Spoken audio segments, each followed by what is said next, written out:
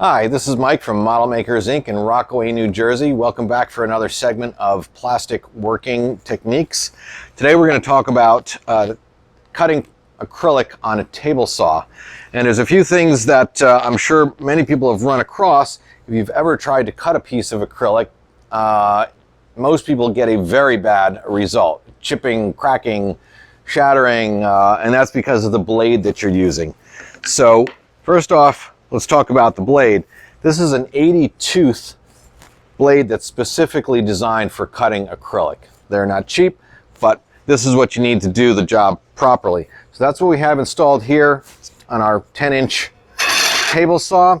We've got a piece of 3/4 inch clear acrylic in my hand, and we'll just do a quick cut on this piece of acrylic.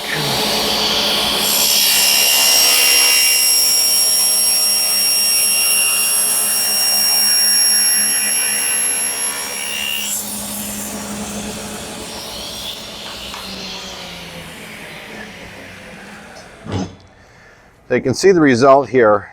It's really nice and smooth. There's no chipping on the edges, even on the back side, which is typically where you have the problem. You can see there's a perfect edge there. So that's the finish that we get when you use the proper saw. If this is as far as you want to go with the finish, you have a very sharp edge on these two, especially with the good blade. So that can be taken off with a scraper, and this is a piece of hardened steel that has just a square edge applied to it. What that does is it knocks off the very sharp corner so that you can't cut yourself on it.